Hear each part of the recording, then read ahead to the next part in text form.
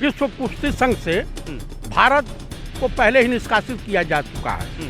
ये घिनौनी हरकत देखते हुए आपको हटा करके आप ही के भाई बंधु को ला करके रख दूं तो इसमें तो आपको ही बल मिलेगा। अपने दम पर अपने संघर्ष के बदौलत अपने परिश्रम से देश का नाम रोशन करते हैं। दरअसल क्या है, बीजेपी भयभीत रहती है ब्रजभूषण शरण से, क्योंकि पूर्वांचल की कई सीटें वो हरवा सकते हैं अपने दम पर। बीजेपी जो है ना भ्रम में है, बीजेपी का ये भ्रम चलेगा नहीं और इंडिया गठबंधन एकदम मुस्तैद है। राहुल गांधी पीएम इनोवेटिंग रहेंगे, त्याग करेंगे। हाँ, पक्का है, पक्का। नमस्कार, मैं अजीत शाक्य और आप देख रहे हैं जनहित टाइम्स। इस समय अगर मैं कुश्ती संघ की बात करूं तो उसके अध्यक्ष संजय सिंह को बनाया दिया गया है, जिनको ब्रजभूषण का करीबी बताया जा रहा है। वहीं पर जैसे ही संजय सिंह को कुश्ती संघ का अध्यक्ष बनाया गया, उसी समय पहलवानों ने एक प्रेस कॉन्फ्रेंस की और वहाँ पर साक्षी मलिक जो कुश्ती है, उन्होंने अपने जूते उतार के टेबल पर रख दिए और कह दिया कि हम कुश्ती को त्याग देते हैं। वहीं पर अगले दिन बजरंग पुनिया ने प्रधानमंत्री के घर के सामने अपना मेडल रख के और उन्होंने भी कुश्ती को छोड़ दिया। इसी प्रकार देश भर में अलग अलग विचार पे अलग अलग लोग अलग अलग ट्वीट कर रहे हैं, अलग अलग अपने विचार दे रहे हैं। कोई कह रहा है कि जिस प्रकार इन पहलवानों ने जिस पर देश और विदेश में देश का नाम किया, देश का झंडा ऊपर किया, उसको इस प्रकार कुश्ती को छोड़ना सही नहीं है। लेकिन चलिए हम बात करते हैं, कुछ लोग हमारे साथ भी इनसे बात करते हैं क्या ये ठीक है या गलत है। सर, जिस प्रकार अभी देश में चल रहा है, कुश्ती संघ का जो अध्यक्ष है संजय सिंह को बना दिया गया है, जो कि ब्रजभूषण के करीबी बताए जा रहे हैं। वहीं पर अगर हम बात करें, पहलवानों की बात करें, तो किसी ने जूते उतार के टेबल पर रख के कुश्ती पर त्याग दे दिया, किसी ने प्रधानमंत्री के सामने अपना मेडल रख दिया और कुश्ती से त्याग दे दिया। तो ये कुछ चल रहा है, ये कहाँ तक ठीक है? देखिए, विश्व कुश्ती संघ से भारत को पहले ही निष्कासित किया जा चुका है। ये घिनौनी हरकत देखते हुए तो देश के प्रधानमंत्री तो ऐसे ना कटवा चुके हैं, देश के नाम पर इन्होंने कचरा फैला ही रखा है। अभी देश के हमारे माननीय उपराष्ट्रपति श्रीमान जगदीप धनखड़ साहब, इनकी पूछिए ही मत। धनखड़ साहब जो हैं कह रहे हैं कि जाठों का अपमान है, किसानों का अपमान है। साक्षी मलिक भी तो इन्हीं की बिरादरी की हैं, बजरंग पुनिया है, तमाम जाठों का अपमान हुआ है। उसको लेके महाजाट संघ ने जंतर मंतर में प्रदर्शन भी किया और कहा कि हमारे समाज का अपमान किया गया है। हाँ, ये देखिए भाई, खिलाड़ी बेटियां या बेटे जो भी हैं, ये हिंदुस्तान के वो मॉडल हैं जो अपने दम पर अपने संघर्ष के बदौलत अपने परिश्रम से देश का नाम रोशन करते हैं। चाहे वो सेना का जवान हो या खिलाड़ी हो, चाहे पहलवान हो, बॉक्सर हो, जो भी हो, तो वो एक अलग तरह के हीरो होते हैं, या कलाकार हो, जो भी हो। लेकिन अब लगता है कि देश में न्याय नाम की कोई चीज़ नहीं रह गई है। लोकतंत्र तो पहले ही मर चुका है। अगर न्याय नहीं होता तो ब्रजभूषण को उसके पद से हटाया नहीं जाता।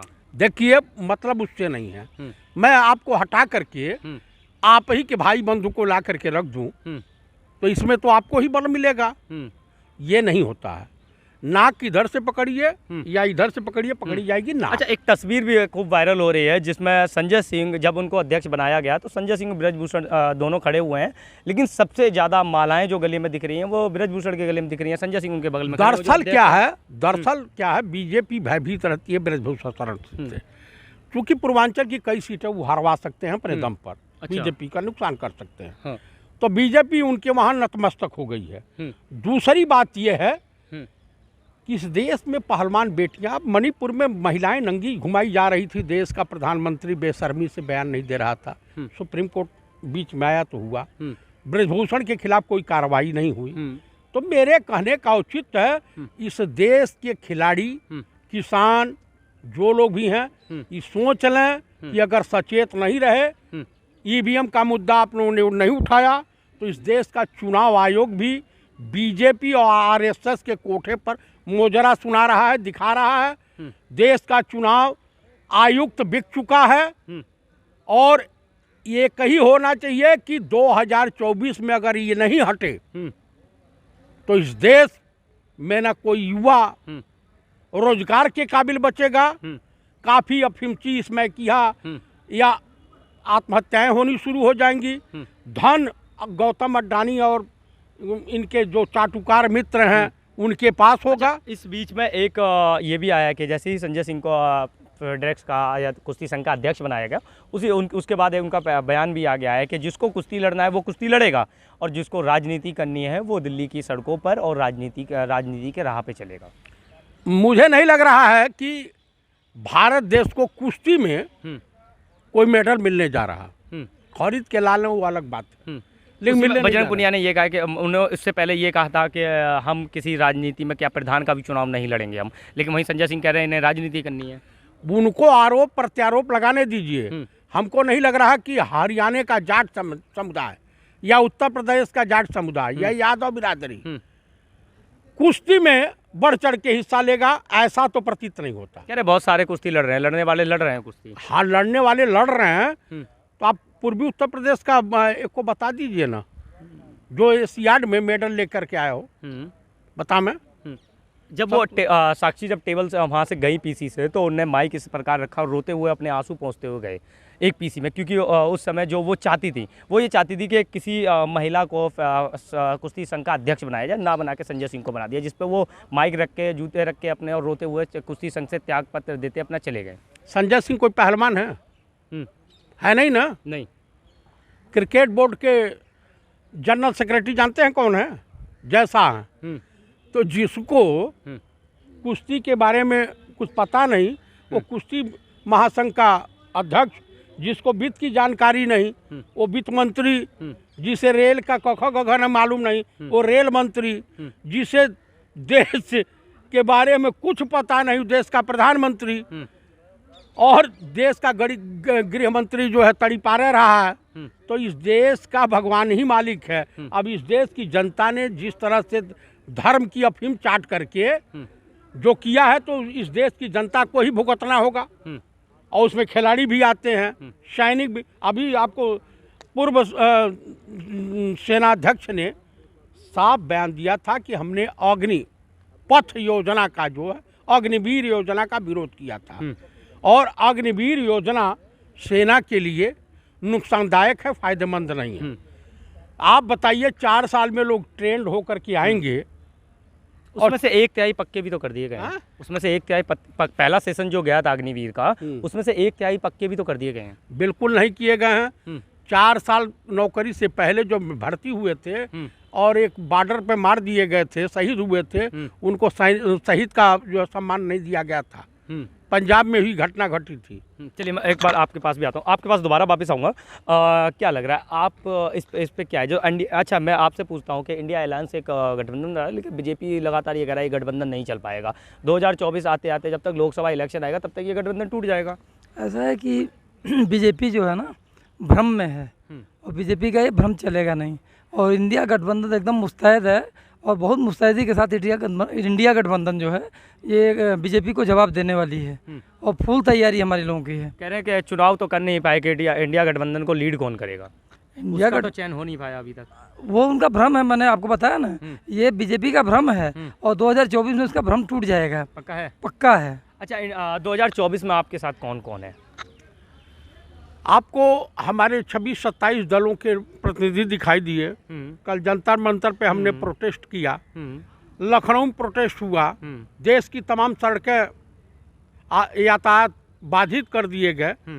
उसके बाद भाजपा के समझ में नहीं आ रहा, हमारे साथ माननीय अखिलेश यादव जी हैं, तेजस्वी जी हैं, नीतीश जी हैं, सुश्री ममता बनर्जी जी हैं, स्टैलियन जी हैं, ये तमाम जो हमारे इसमें एक दुविधा भी तो आ रही है सर। एक इसमें एक दुविधा भी आ रही है। आपने अखिलेश जी का नाम लिया तो मैं अखिलेश जी की बताऊं कि पहली मीटिंग के बाद गठबंधन की उन्होंने ही तंज कसे थे राहुल गांधी पे।